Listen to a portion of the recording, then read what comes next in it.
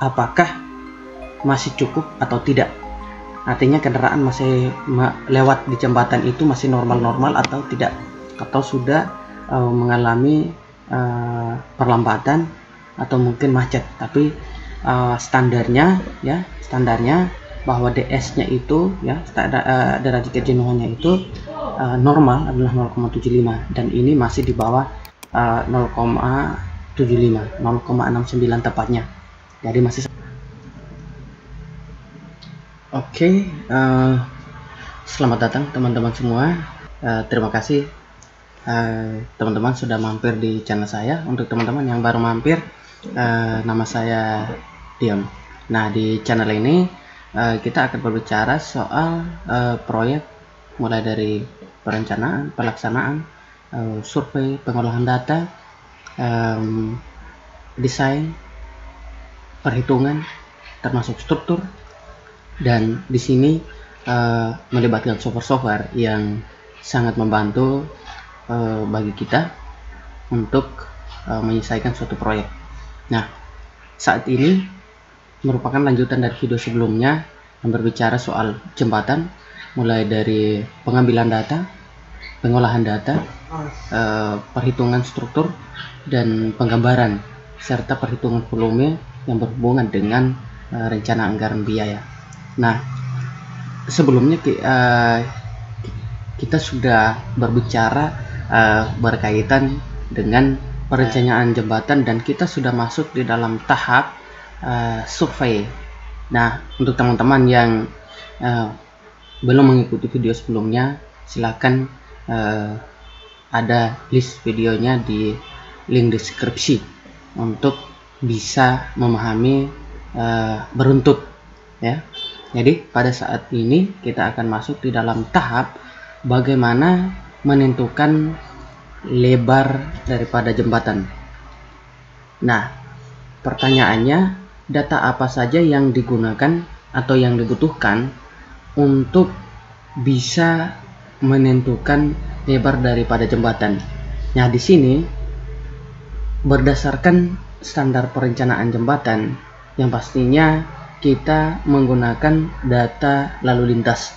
Nah, data lalu lintas ini diperoleh melalui yang pertama data sekunder, yaitu data-data sebelumnya yang sudah terekam atau yang sudah tercatat, dan data yang berikut adalah data yang melalui survei kita itu sendiri. Jadi harus turun ke lokasi. Nah, sekarang saya akan menampilkan kepada teman-teman semua bagaimana cara mengolah data lalu lintas untuk menentukan kelas jembatan,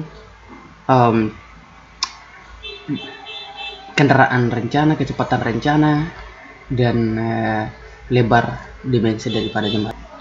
Di sini ya dapat kita lihat bahwa untuk analisis data lalu lintas tadi sudah disebutkan akhirnya apa. Jadi sekarang prosesnya, yang pertama ini sudah terdapat data lalu lintas ya, ada jenis motor ya, ada mobil, pickup penumpang, pickup barang, bus, truk ringan, truk sedang, dan truk berat.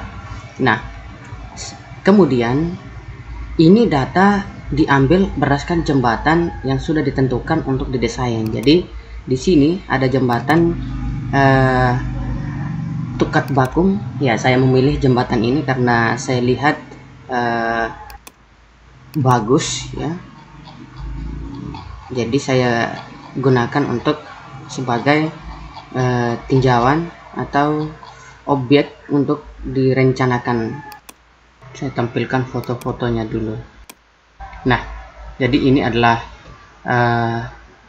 Tukat Bangkung ya, itu berada di lokasi Denpasar, Bali ya. Jadi memang dari posisinya seperti ini memang bagus, jadi kita bisa pakai untuk kita desain ya. Nah, sekarang kita kembali ke data lalu lintas. Jadi kita sudah tahu ya jenis kendaraannya ya. Nah, sekarang karena ini semua ukurannya berbeda-beda, jadi motor memiliki ukuran panjang dan lebar berbeda dengan mobil, kemudian mobil berbeda dengan pickup, semuanya sampai pada truk berat. Nah, makanya di dalam analisis lalu lintas di dalam MKJI, ya mungkin teman-teman sudah mengetahui menyangkut MKJI. Di sini sudah diklasifikasi, ya, diklasifikasi bahwa untuk yang truk berat, ya, jadi yang termasuk dalam truk berat itu ada bus, ada truk ringan, ada truk sedang, dan truk berat itu sendiri. Nah, itu dikategorikan sebagai bus truck, ya. Di dalam MKJI ini, jadi semua yang berbeda, memiliki ukuran berbeda, disamakan dulu dengan, jadi artinya kita bawa dulu ke satuan mobil penumpang. Jadi karena ukurannya berbeda, kita harus membawanya ke dalam satuan mobil penumpang dengan koefisiennya masing-masing. Jadi untuk yang besar-besar ini, ya, kendaraan yang besar-besar, kemudian yang sedang dan yang kecil itu masing-masing ada 1,3, 1 dan 0,5. Yang berikut sekarang kita akan membawa semuanya ke dalam satuan mobil penumpang. Jadi dengan koefisien yang sudah ditentukan oleh MKJI, ya. Nah, sekarang kendaraan, ya, kendaraan berat pada tahun 2013, ya, karena data dari 2013. Jadi ini adalah total, ya. Jadi total daripada ini, ya. Kan ini mulai dari maaf. Jadi yang ini, nah, ya. Jadi total untuk yang kategori kedua ini, ya. Total. Kemudian dari totalnya itu kita kali koefisiennya, ya, kali dengan koefisien yang ini, ya, dapatlah ekuivalennya. Jadi satuan mobil penumpangnya didapat. Kemudian untuk kendaraan beratnya, ya, kendaraan berat, koefisiennya itu 1,3 berdasarkan MKJI. Maka ditotalkan, ya, ini totalkan. Kemudian jika dikali dengan koefisien, maka didapatlah satuan mobil penumpangnya, SMP-nya, ya, dapat SMP-nya. Nah, begitupun untuk motor, ya, dengan koefisien 0,5, ya, yang ini. Jumlah dari motor itu ada 1500, ya. Kemudian jika dikalikan dengan koefisien satuan mobil penumpang, dapatlah satuan mobil penumpang untuk motor. Nah, di tahun 2013 ini baru bisa sama, artinya kendaraan yang berbeda-beda tadi sudah bisa sama sehingga bisa dijumlahkan. Jadi sudah bisa dijumlahkan, dapatlah satuan mobil penumpang untuk 2013 adalah 1800,5. Ini nanti akan jadi pembulatan. Begitupun untuk tahun 2014, 2015, 2016, dan 2017. Dapatlah masing-masing satuan mobil penumpangnya. Nah, tujuannya ini untuk menghitung pertumbuhan kendaraan. Jadi ini untuk memprediksi kemungkinan peningkatan kendaraan di tahun rencana, maka kita akan menggunakan tren daripada data-data sebelumnya. Nah, di sini ada metode eksponensial dan ada metode regresi linear. Jadi metode eksponensial ini merupakan rumus, artinya dasarnya dari rumus lalu lintas harian rata-rata tahunan, ya, sama dengan lalu lintas awal umur rencana atau pada saat dimana jembatan itu direncanakan. Jadi ini rumusnya ya, 1 ditambah dengan kemiringan garis ya, kemiringan garis atau pertumbuhannya, pangkat tahun rencana. Nah, sekarang kita harus mencari I-nya dulu. Jadi kemiringan atau trend line daripada pertumbuhan kendaraan itu sendiri. Nah, sekarang kita himpun semua untuk 2013 ya. LHR-nya itu adalah ya, ini ya, 2013. LHR-nya itu yang sudah dimasukkan dalam SMP ya, satuan penumpang. Nah, karena startnya 2013 ya, karena startnya 2013, maka tahun sebelumnya itu belum ada datanya, sehingga LHR awal perencanaan itu belum ada ya, jadi ini kosong. Jadi ini jadinya kosong semua. Nah, sekarang tahun 2014 ya, tahun 2014 kita ambilnya di tahun 2014, SMP 2014.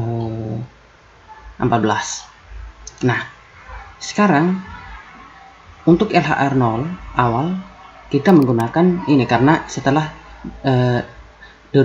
sebelum 2014 ada 2013 datanya, jadi ini yang digunakan. Nah, maka tahunannya itu ini tahunannya itu sama dengan tahun sekarangnya, setahun sama dengan tahun 2014. Nah, maka untuk mendapatkan I-nya itu ada 2 tipe di sini. Jadi ada rumus yang dikali -1, artinya untuk melihat ketika garis itu naik dan dibandingkan dengan ini, kalau di mirror itu bagaimana. Jadi ini dikali kali -1. Jadi ini kita lihat RHR 0 ya. Jadi ini kita bisa lihat ini rumusnya untuk I kebalikan, artinya pengembangan dari rumus ini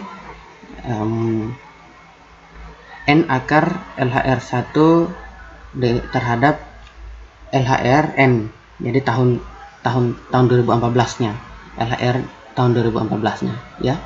Jadi itu anggap saja 2014, LHR 2014 dibagi dengan LHR ini, N akarnya ya, ketemulah angka ini. Nah, kalau ini dipersentasikan ya, maka harus dikali dengan 100 ya, dapat 4,9. Kalau dikali 100 4,9 ya. Kemudian normalnya adalah rumus ini mestinya harus dikurang 1 ya, ada kurang 1 ya. Jadi normalnya, jadi LHR 1 dibagi dengan LHR N ya, tahun bersangkutan ya. Kemudian ya, pangkat N akar itu kan sama dengan pangkat 1/N. Jadi 1 bagi N bagi 1 tahunnya dikurangi dengan 1. Mestinya 1 yang ini, 1 yang ini itu dikurangi di sini. Kalau dijabarkan rumusnya ya, dapatlah 0,05. Sehingga kalau I yang ini kita kalikan dengan 100, dapatlah persentase ya, 5,09. Nah, ini semua dilakukan hal yang sama, sehingga kemudian ditotalkan ya, total daripada yang ketika garis naik kemudian dibuat diproyeksi menjadi menurun ya. Kemudian yang satunya ketika dia garis naik ya tetap saja. Ini untuk perbandingannya saja. Nah, kemudian tetap yang lebih besar yang kita gunakan di antara ini ya, gunakan yang lebih besar. Nah, sekarang kita akan pindah ke metode regresi. Nah, metode regresi ini regresi linear, ya, dengan menganggap tahunan itu adalah X-nya dan Y-nya itu adalah SMP-nya, ya. Maka sekarang kita akan mencari nilai A dan nilai B untuk perhitungan metode regresi linear, ya. Jadi mencari nilai A. Jadi kita lihat di sini rumus pertamanya itu adalah NA kali B tambah B kali sigma XI. Ya. Nah, N-nya itu adalah 5. Jadi ini jumlah data.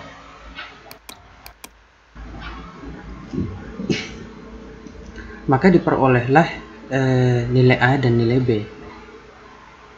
Setelah kita dapatkan nilai A dan nilai B, maka kita menghitung, ya, menghitung I-nya. Di I itu adalah B per A dikali 100%, ya, B per A. Jadi tinggal kita ambil nilai A, nilai B dibagi dengan nilai A, dapatlah. Kemudian untuk yang digunakan untuk perhitungan pertumbuhan kendaraan di tahun rencana, kita menggunakan yang paling besar antara dua metode. Jadi tadi ada metode eksponensial dan metode regresi linear. Nah, kemudian kita ambil yang paling besar di antara keduanya. Nah, untuk kita tahu yang ini 2,8 dengan 5,49%. Jadi yang paling besar itu adalah 5,45%. Nah, sekarang untuk LHR tahan rencana, karena di Bali ini jauh, jadi kita menggunakan asumsi, ya, menggunakan asumsi bahwa jadi sebelumnya untuk menentukan berapa lebar daripada jembatan itu, kita menggunakan trend line dari data-data sebelumnya, dan yang kemudian kita menggunakan arus jam puncak. Nah, arus jam puncak di sini kita misalnya, ya, diasumsikan jam 7 sampai jam 9, 12 sampai jam 2, jam 4 sampai dengan jam 6, ya. Nah, kita gunakan untuk jam 7, ya, jam 7 sampai dengan jam 8. Nah, ternyata dari hasil survei misalnya, ya, 215 SMP per jam, ya, kendaraannya, volume kendaraannya dengan persentase 60%, ya. Jadi yang terserap yang melalui jalur itu adalah 60%, sehingga maka, ya, maaf, ini harusnya 215, ya, adalah ini 215 kali dengan 120, ya, 115, ya. Kemudian MKJI-nya untuk jalan dalam kota, nilai faktor K-nya itu 0,06, sehingga untuk awal, jadi inilah angka sebenarnya yang kita gunakan untuk menghitung, ya, menghitung awal rencananya, ya, awal dimana pada saat kita merencanakan suatu jembatan. Jadi arus jam puncak dibagi dengan faktor K-nya, dapatlah ini 2150 SMP per jam. Sehingga, ya, jika direncanakan umur rencana 50 tahun ke depan, artinya masa layannya, dan ditambahkan masa perencanaannya, ya, masa perencanaannya, jadi ada 50 1 tahun ya, sehingga di sini dapat lihat tempo 1 tahun. Jadi jika dari tahun 2015 ya ditambah 50 ditambah 51, maka ketemunya 2067. Jadi di tahun 2067 itu jumlah kendaraannya adalah 30.517 sampai per jam. Nah, angka ini kita akan tentukan ya, digunakan untuk menentukan kelas jalannya ya, yang mana kelas jalan juga sebenarnya sama dengan lebar daripada jembatan.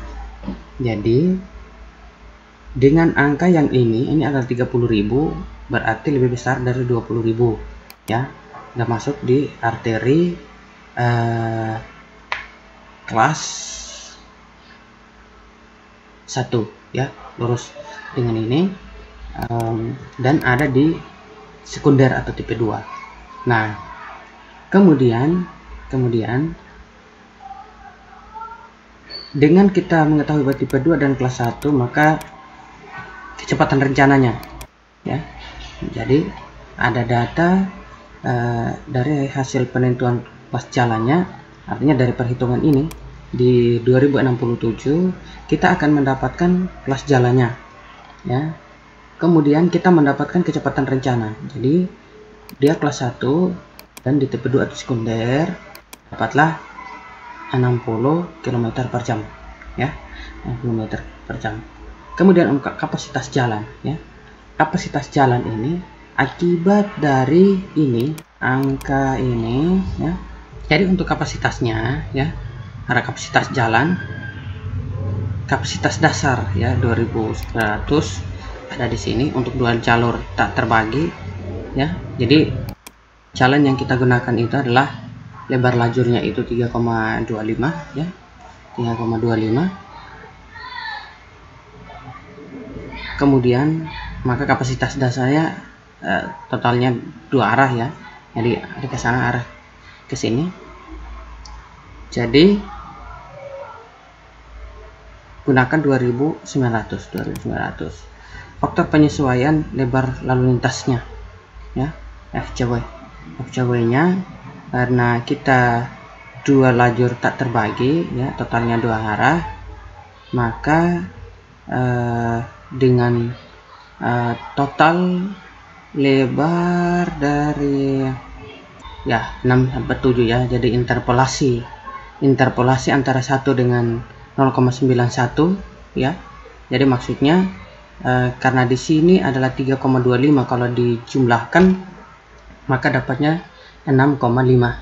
Nah, 6,5 di sini kan tidak ada, jadi ada di antara 6 dan 7. Jadi kalau ini diinterpolasi dapatnya 0,96.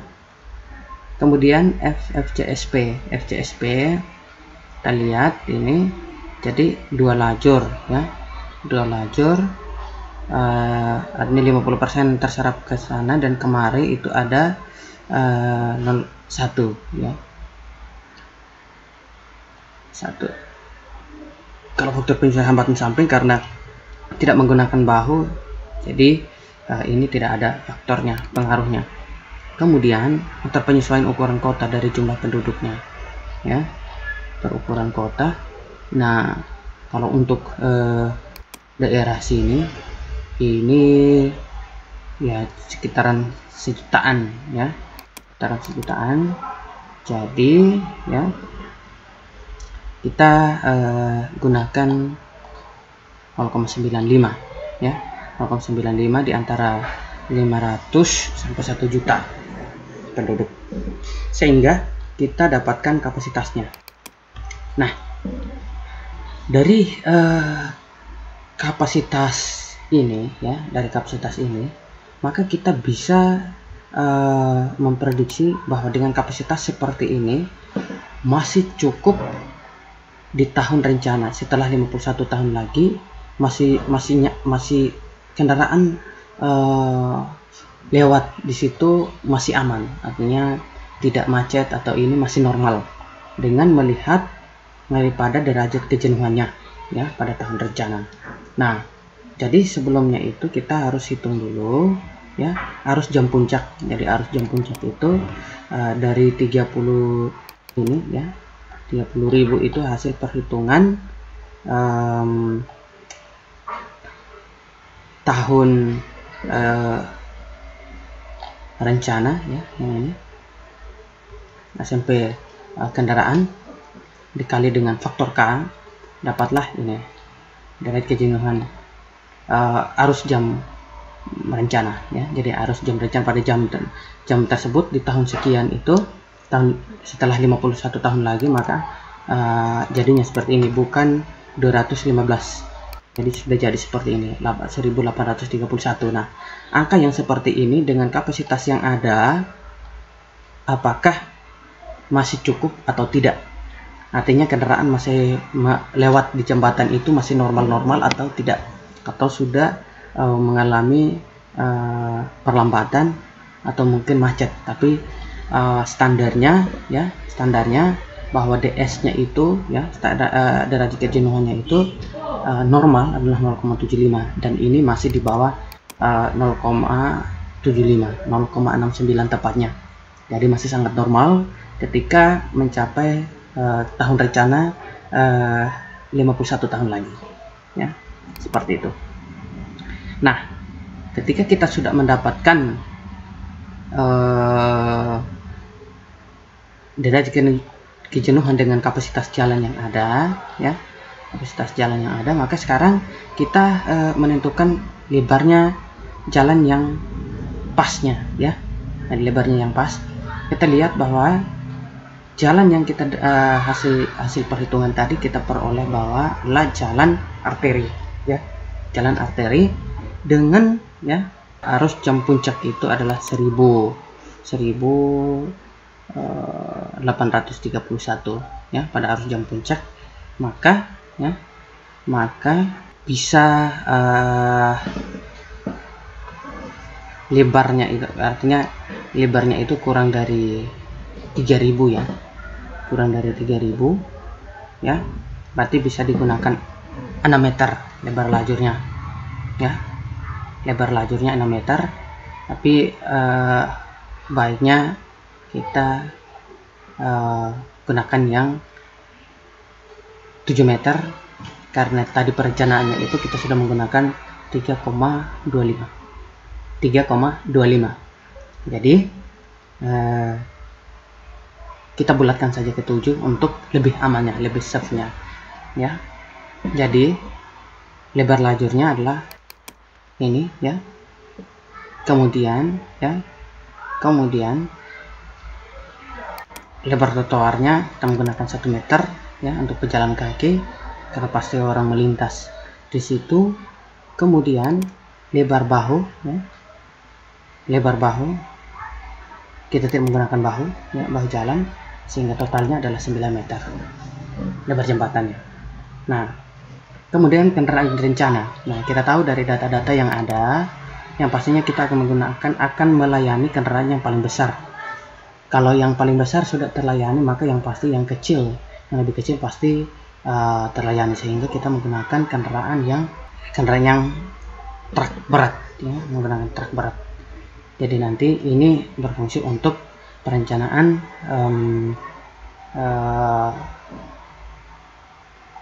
pembebanan juga ya. Jadi kita tahu sekarang lebar jembatannya totalnya adalah 9 meter. Ini adalah jika kita menghitung menggunakan data kendaraan dan hasil survei, maka diperoleh 9 meter. Jadi kita tidak menentukan semaunya kita, tapi menggunakan angka sehingga bisa dipertanggungjawabkan. Lebih dari itu hasilnya realistis, seperti itu ya. Demikian untuk analisis data lalu lintas ya, yang merupakan bagian dari poin-poin yang sudah dijelaskan di video sebelumnya. Silakan teman-teman masuk ke dalam video yang part yang sebelumnya Demikian, sampai jumpa di video. Terima kasih atas waktunya. Konturnya sudah jadi. Saya juga sudah membuat as dari jembatannya yang nanti kita gunakan untuk perhitungan hidrologi.